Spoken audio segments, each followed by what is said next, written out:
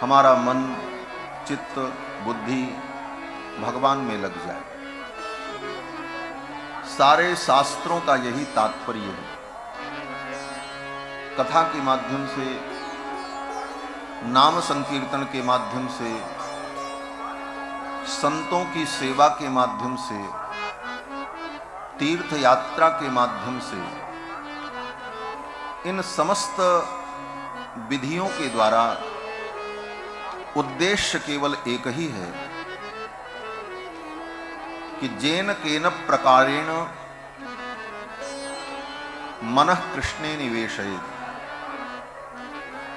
जिस किसी भी प्रकार से हमारा मन भगवान में लगे, जो मन संसार में, तन में, धन में और जन में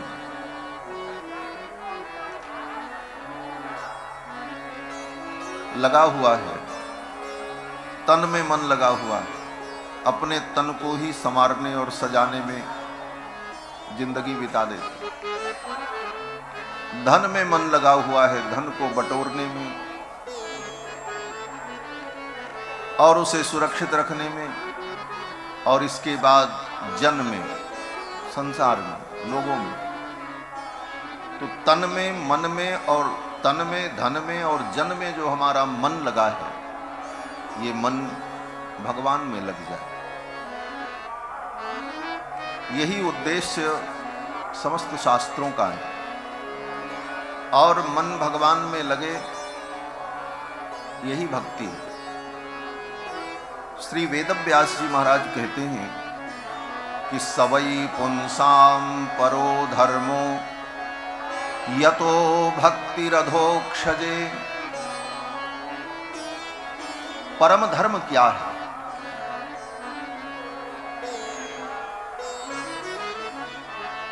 धर्म शब्द बड़ा व्यापक शब्द है।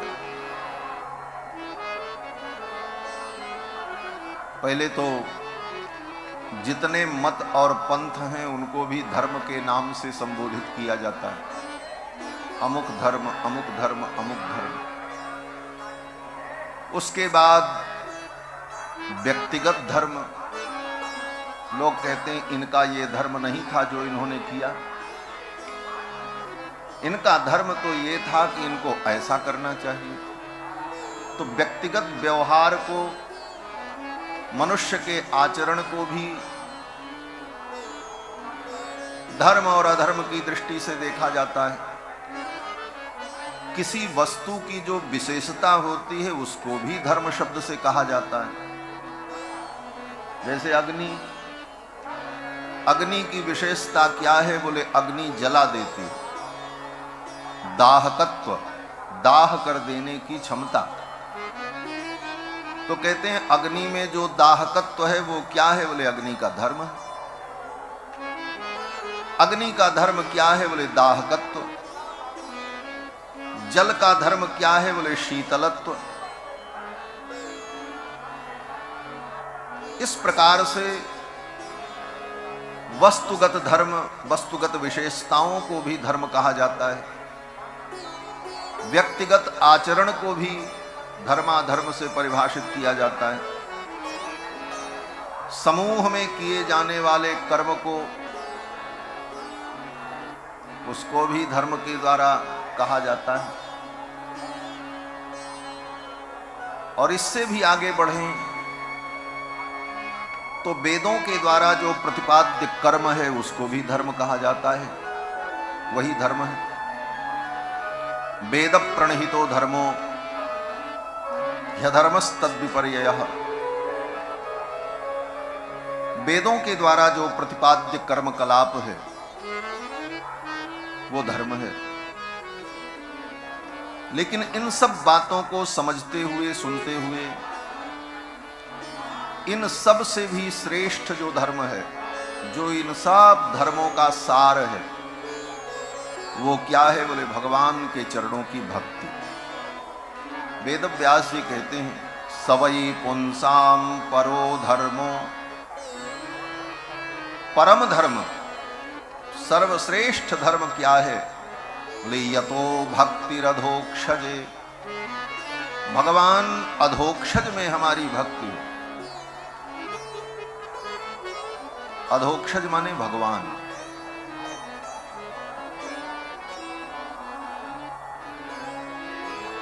भगवान में, भगवान कहने का मतलब जो ज्ञान, शक्ति, बल, ऐश्वर्य, वीर्य, तेज,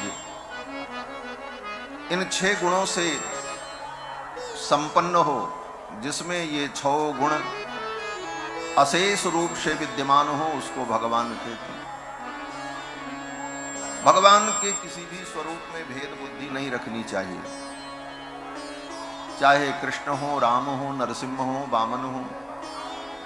भगवान के सभी रूप नित्य हैं, दिव्य हैं और कल्याणप्रद हैं। तो भगवान में हमारी भक्ति हो, यही परम धर्म है। सवै पुंसाम परो धर्मो यतो भक्तिरधोक्षजे। लेकिन वो भक्ति कैसी हो? तो आगे की पंक्ति में व्यास जी कहते हैं, अहै तुक्य प्रतिहता। अहेतुकी हो, जिसमें कोई हेतु न हो, जिस भक्ति में कोई हमारा स्वार्थ न हो। इसलिए भक्ति करें कि भगवान हमको निरोग कर दें, इसलिए हम भक्ति करें कि भगवान हमको धनवान बना दें, इसलिए हम भक्ति करें कि भगवान हमारे परिवार की रक्षा करते रहें, हम इसलिए भक्ति करें कि हमारा सब काम चकाचक बन जाए। इन सब उद्देश्यों को लेकर के अगर भगवान के चरणों की भक्ति की जा रही है तो वो भक्ति अहेतुकी नहीं है, उसमें आपने हेतु को समावेश करा दिया। ये सारे हेतु बन गए भक्ति के, और जो भक्ति का हेतु होता है उसकी पूर्ति हो जाने पर वो भक्ति वहीं खत्म हो जाती है। क्यों? बोले उसी के लिए किया था, वो काम हो गया, अब जरूरत क्या है करने की। इसलिए वेद व्यास जी कहते हैं कि अहै तुक्य प्रतिहता। अहेतुकी भक्ति, कोई हेतु न हो, और बोले अप्रतिहता, जो भक्ति समाप्त होने वाली न हो। कभी कभी ऐसा भी देखा जाता है, बड़ी भक्ति होती है, खूब वैराग्य प्रकट होता है, खूब पाठ करते हैं, मंत्र जपते हैं, कथा सुनते हैं, और कुछ दिन बाद सब समाप्त हो जाता है, ढीले पड़ जाते हैं, वो निष्ठा, वो दृढ़ता नहीं रह जाती। तो वो भक्ति क्या हो गई? बोले प्रतिहता हो गई। कैसी भक्ति हो? बोले अप्रतिहता, जो भक्ति रुके नहीं, उत्तरोत्तर और बढ़ती रहे। आज 3 माला का जप कर रहे हैं तो आगे हम इसको और बढ़ाएं। भजन की पूंजी बढ़ाओ, भक्ति की पूंजी बढ़ाओ, ये घटने न पावे। तो ऐसी भक्ति हो कि अहेतुक्य प्रतिहता, अहेतुकी हो और उत्तरोत्तर बढ़ने वाली हो, अप्रतिहता हो। तो इससे क्या होगा? तो वेद व्यास जी कहते हैं, यया आत्मा संप्रसीदति। यया भक्त्या, उस भक्ति के द्वारा आत्मा संप्रसीदति, आत्मा को प्रसाद मिलेगा। ये लड्डू वाला प्रसाद नहीं। प्रसाद शब्द का अर्थ होता है प्रसन्नता, आनंद। प्रसादस्तु प्रसन्नता, प्रसाद माने प्रसन्नता। तो ये मंदिर में जो हम लोगों को मिलता है, लड्डू, पेड़ा, हलवा, इसको भी प्रसाद कहते हैं। बोले उसको प्रसाद कहते हैं इसलिए कि वो जो मंदिर में जाने पर आपको मिला, फूल मिला, माला मिली, तुलसी मिली, भगवान का भोग मिला, तो इन सब को क्या कहते हैं? बोले प्रसाद। प्रसाद ही कहा जाता है। माला की प्रसादी मिल गई, तुलसी की प्रसादी मिल गई, लड्डू मिल गया प्रसाद में, भगवान का पहना हुआ वस्त्र अगर मिल गया तो ये भी क्या है, बोले प्रसाद। तो प्रसाद उसको इसलिए कहा जाता है कि प्रसादस्तु प्रसन्नता। हम भगवान के मंदिर में आए, भगवान का हमने दर्शन किया, भगवान की स्तुति की, तो भगवान हमारे ऊपर प्रसन्न हुए। इसका प्रमाण क्या है? बोले इसका प्रमाण यही है कि भगवान की प्रसन्नता उन वस्तुओं के रूप में हमको प्राप्त हुई। ये तात्पर्य है। तो लड्डू पेड़ा प्रसाद नहीं है, वो जो मिला वो भगवान की प्रसन्नता हमें प्राप्त हो रही है। भगवान प्रसन्न है, ये चिंतन करने के लिए इस भाव की दृष्टि से उन वस्तुओं को प्रसाद कहा जाता है। प्रसादस्तु प्रसन्नता,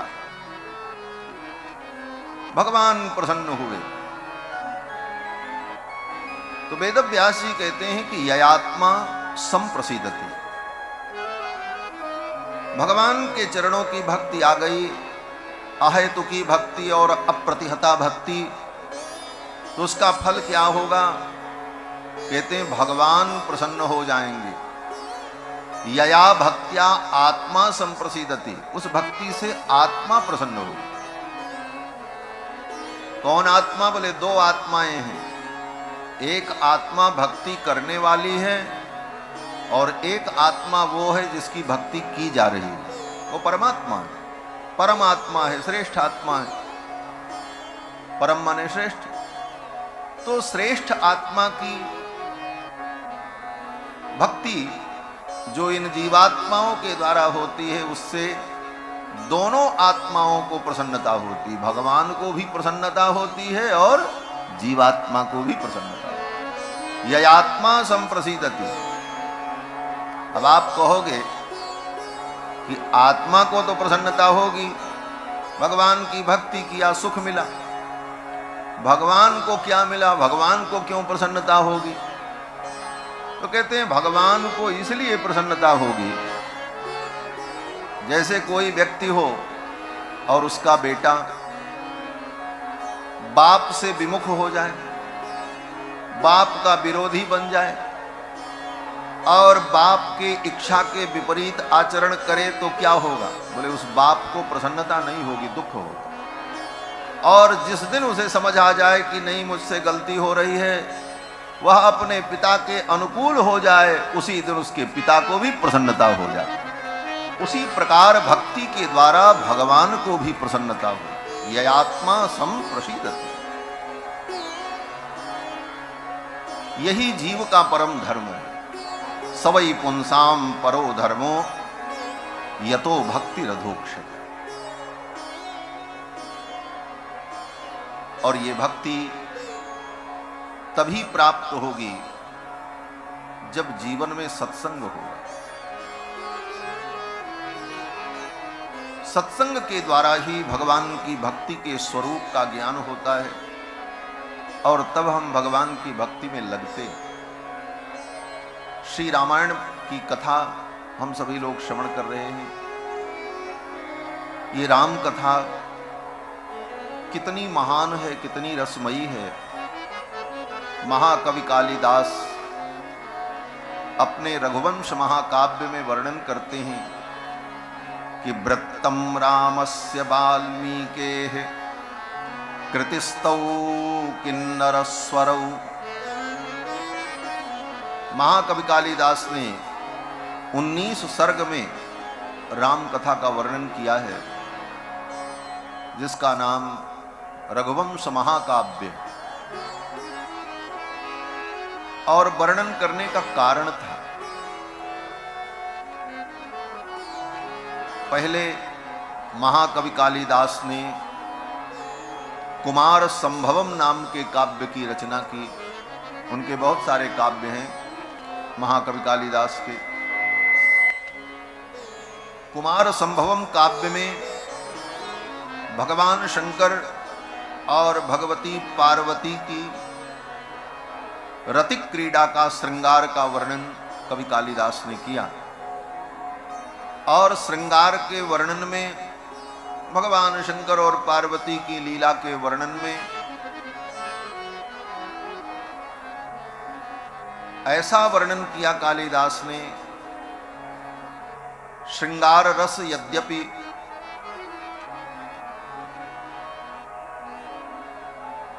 साहित्य के विद्वानों के लिए परम श्रेष्ठ रस है, लेकिन उसकी भी एक मर्यादा होती है।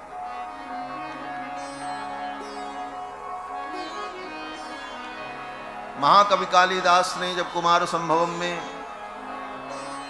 भगवती पार्वती और भगवान शंकर की रतिक क्रीड़ा का, श्रृंगार का वर्णन किया तो सब कुछ वर्णन किया। परिणाम उसका यह हुआ कि भगवती पार्वती को रोष हो गया। मेरी लीला का ऐसा वर्णन, इतिहासकार कहते हैं, पूर्वाचार्य कहते हैं कि पार्वती जी ने कोप किया और पार्वती जी ने शाप दे दिया महाकवि कालिदास को कि जिन हाथों से लेखनी पकड़ करके तुमने इस काव्य का वर्णन किया और मेरे इस श्रृंगार लीला का स्पष्ट वर्णन, खुला वर्णन आपने किया, तुम्हें कुष्ठ रोग हो जाए।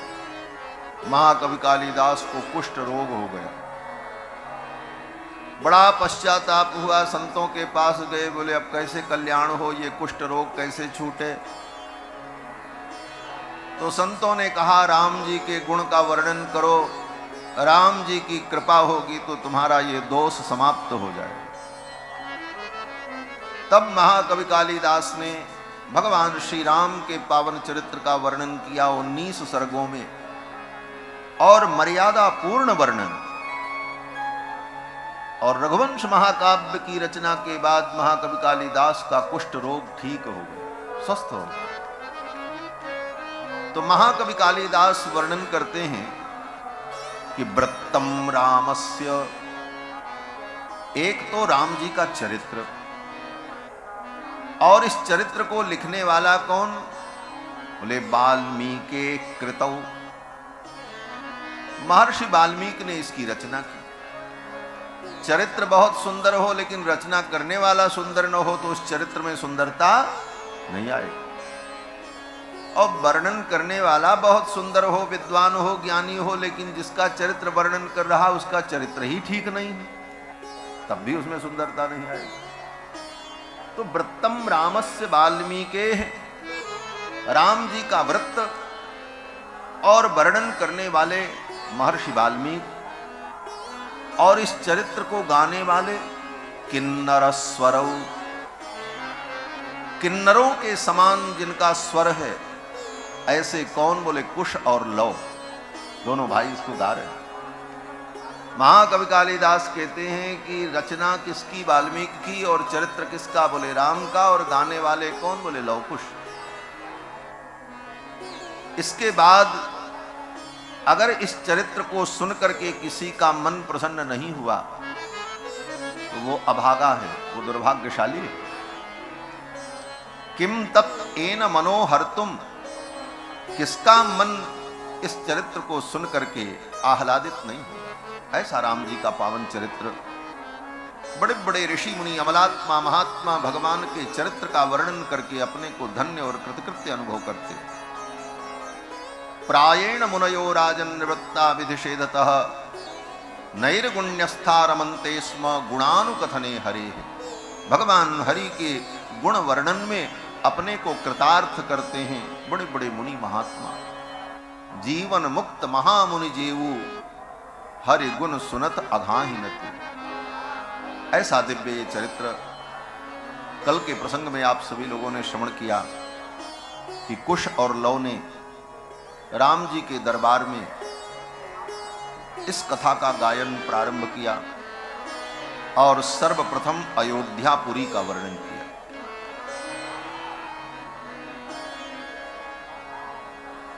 विश्व का प्रथम काव्य रामायण, और उस रामायण में सबसे पहले किस पुरी का वर्णन, बोले अयोध्यापुरी का वर्णन। इसी से आप समझ लो अयोध्यापुरी की कितनी महिमा है। और अयोध्यापुरी विश्व की प्रथम पुरी है। मानव सृष्टि की शुरुआत ही अयोध्या से हुई। मनुष्यों के पूर्वज कौन हैं? बोले मनु जी महाराज। हम मनु की संतान हैं, इसलिए हम अपने को मानव कहते हैं।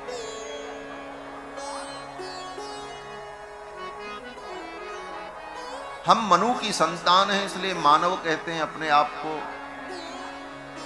तो मनुष्य मात्र के पूर्वज श्री मनु जी महाराज अयोध्या के राजा थे। मनुष्य मात्र की सृष्टि की शुरुआत अयोध्या से हुई और विश्व की प्रथम नगरी होने का गौरव अयोध्या को प्राप्त है। प्रथम नगर। बाकी जितने नगर गांव बसे वो सब कालांतर में लाखों वर्ष बाद। इस धरती पर सर्वप्रथम कोई नगरी बनी तो अयोध्या नगरी। और अयोध्या नगरी की एक विशेषता यह भी है कि अयोध्या को विश्व की राजधानी होने का गौरव प्राप्त है। बाकी बड़े बड़े नगर किसी प्रदेश के, किसी राष्ट्र के, किसी प्रदेश की, किसी राष्ट्र की राजधानी है, लेकिन अयोध्या बोले संपूर्ण विश्व की राजधानी होने का गौरव अयोध्या को प्राप्त। क्योंकि अयोध्या के जितने राजा हुए वो संपूर्ण पृथ्वी के राजा होते। और ये अयोध्यापुरी, इसका भी अवतार हुआ है। जैसे राम जी का अवतार हुआ तो राम जी के अवतार के पहले अयोध्यापुरी का अवतार हुआ। राम जी को आना है तो राम जी की पुरी पहले आ जाए तब न राम जी आएंगे। तो राम जी की इस पुरी अयोध्या का अवतार हुआ। कहां से अवतार हुआ? बोले जहां से राम जी का अवतार होगा वहीं से राम जी की पुरी का भी अवतार होगा। राम जी का अवतार वैकुंठ से हुआ तो वैकुंठ से ही अयोध्यापुरी का भी अवतार हुआ। बोले वैकुंठ चला आया? बोले वैकुंठ नहीं, वैकुंठ का जो हृदय है वो क्या है? बोले वही अयोध्यापुरी है। वैकुंठ का हृदय जो अयोध्यापुरी है, उस अयोध्यापुरी को श्री मनु जी महाराज भगवान से मांग करके लेकर के आए। मनु जी ने कहा मैं धरती पर सृष्टि का विस्तार करूंगा, लेकिन आपके वैकुंठ को छोड़ करके जाने का मन नहीं करता, वहां मेरा मन नहीं लगेगा। आप अपने वैकुंठ का कोई एक भाग मुझे दे दो, मैं धरती पर स्थापित करके वहीं अपनी राजधानी बनाऊं। तो भगवान ने प्रसन्न होकर के अपने वैकुंठ का जो हृदय है उस हृदय को ही निकाल करके मनु जी को दे दिया और मनु जी लेकर के आए। भगवान शंकर वर्णन करते हैं कि यायोध्या जगति तले तु मनुना वैकुंठ तो ह्यानिता याचित्वा निज सृष्टि पालन परम वैकुंठनाथम प्रभुम। भगवान वैकुंठनाथ प्रभु से मांग करके अयोध्यापुरी को लेकर के आए।